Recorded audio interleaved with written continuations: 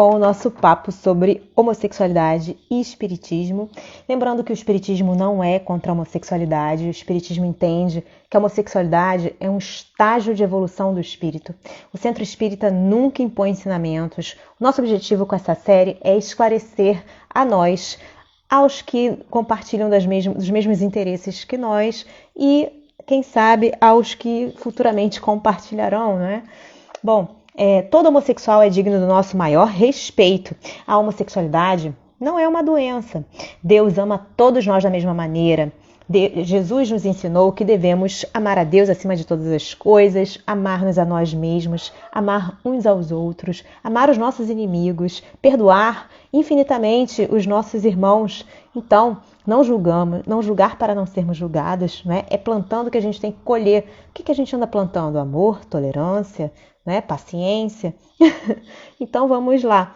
Na nossa questão hoje, a gente usa o livro Perispírito, né, de Zalmino Zilmermann.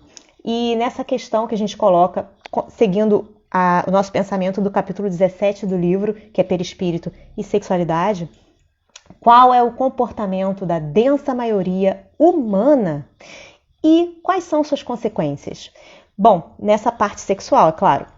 Bom, comportamento equilibrado e amoroso, próprio das almas mais experimentadas e sensíveis, entretanto, está longe de caracterizar o modo de ser da densa maioria humana, imersa ainda no caldeirão das emoções desequilibradas e dos prazeres sensoriais. Então, isso serve para todos nós, né? Consequência disso, quais são?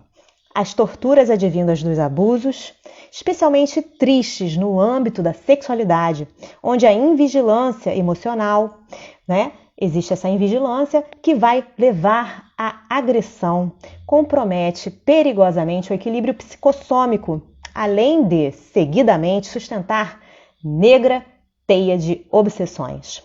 Efetivamente, como escreve W. Barcelos, e aí ele cita, né, Walter Barcelos, do livro Sexo e Evolução, na terceira edição do Rio de Janeiro, a editora FEB, de 1995, página 128. Ele diz assim: entre todos os vícios das criaturas humanas, nenhum ocasiona desequilíbrios tão vastos e profundos na organização do corpo espiritual como a viciação sexual. Pois é, em seu longo e doloroso aprendizado sexual, o espírito desprevenido,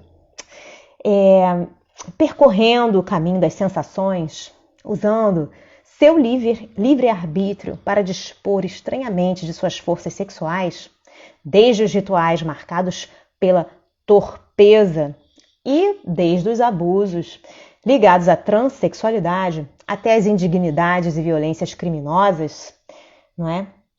Alimentadas pelo egoísmo e pelas emoções em descontrole, desarmoniza sua mente, provocando a desestruturação funcional do perispírito, com grave comprometimento dos centros vitais. Só reparável por doridas experiências estas impostas pelo processo kármico, sempre certo e infalível. E aí, quando ele fala transexualidade, ele coloca uma nota aqui no livro que é a seguinte: a transexualidade ou a homossexualidade, as diferenças que alguns autores sugerem não chegam a ser significativas. Essas, né, a marcar a inclinação do indivíduo à comunhão afetiva sexual com o outro do mesmo sexo, constitui sem dúvida, não é, um tema dos mais delicados no capítulo das relações humanas, atraindo por isso as mais elucidativas orientações do plano espiritual. Tá bem? Sabe-se assim que em tarefa expiatória, espíritos em marcada posição mental de masculinidade ou feminilidade podem reencarnar em condições inversivas, né? Com roupagem feminina ou masculina, respectivamente, em dura jornada disciplinadora. Isso serve para todos nós, tá? Outras vezes, almas encarnadas em corpos masculinos ou femininos podem passar a sentir, a palpitar o palpitar da bissexualidade, reflexo das inúmeras vivências passadas em posição de feminilidade e masculinidade a aflorar, inclusive, depois de já ter vivido longo tempo em aparente normalidade como homens ou mulheres. Também almas karmicamente comprometidas podem voltar à carne em regime de intersexualidade, que, entre parênteses, ele coloca com caracteres sexuais primários e secundários intermediários aos dois sexos, chegando ou não ao hermafroditismo, a fim de purgar o passado, o pretérito e recompor-se. Finalmente, já em situação completamente diversa, pode o espírito, para o melhor cumprimento de tarefas específicas, optar por reencarnar em corpo que não corresponde exatamente ao seu psiquismo feminino ou masculino, ok?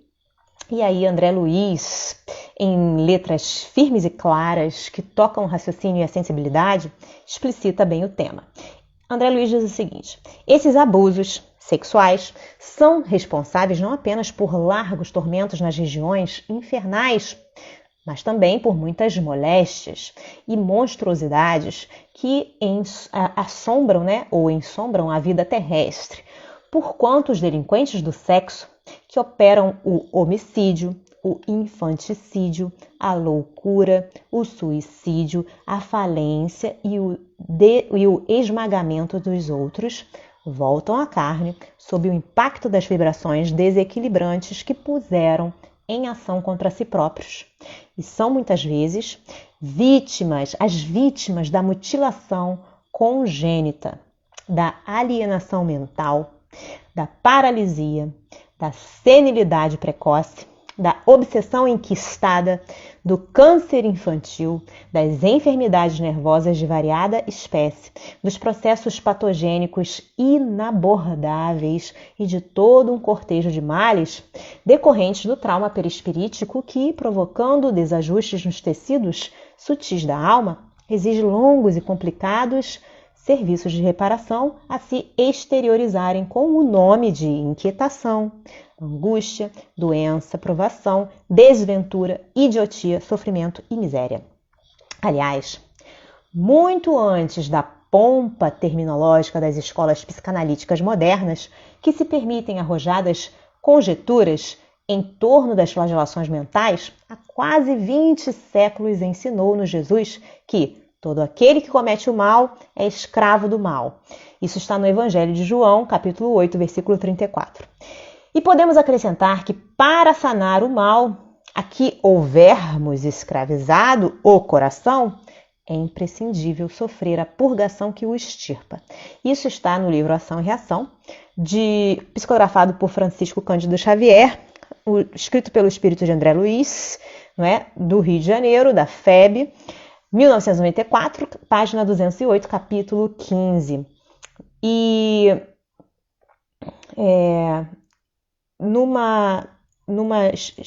escrito por Zalmino, ele diz assim: todos os casos relacionados com o desenvolvimento e a orientação sexual responsáveis, muitas vezes, por delicados transtornos psicológicos e comportamentais, o espírito, conseguindo superar suas tendências e dificuldades sem cair no homossexualismo e outras condutas comprometedoras, certamente põe-se apto a matricular-se em cursos evolutivos mais avançados.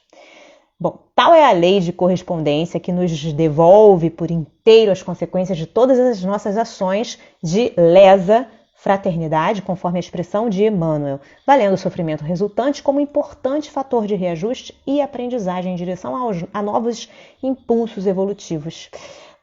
Anota bem, Jorge André, que isso em Forças Sexuais da Alma, o livro Forças Sexuais da Alma, Jorge André dos Santos, quinta edição do Rio de Janeiro, da FEB, 1991, página 133, capítulo 4. O negativo, o erro, o processo degenerativo desenvolverá sempre mecanismos de defesa e de impulsos no sentido contrário, portanto evolutivo, e que da distonia fica a experiência e vivência, a fim de criar defesas para a sedimentação de novas posições mais expressivas no bem comum. Nesse contexto, cumpre admitir que, inegavelmente, o reto exercício da sexualidade em sua ampla significação, comparece como lição das mais difíceis de aprender, mas também das mais valiosas, porque diz justamente com substratos do ser que o impulsionam na jornada ascensional. Daí a sempre oportuna indicação de Emmanuel.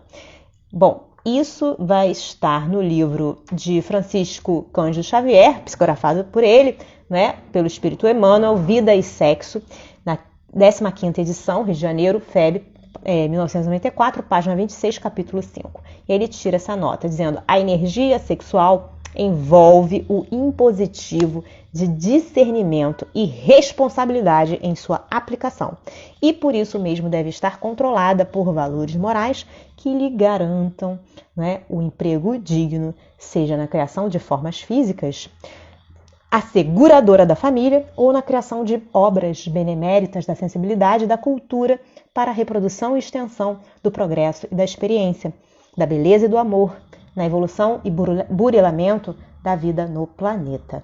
Gente, a gente fecha esse livro, fecha essa parte aqui hoje desse livro, que é o Perispírito de Zalmino Zimmermann.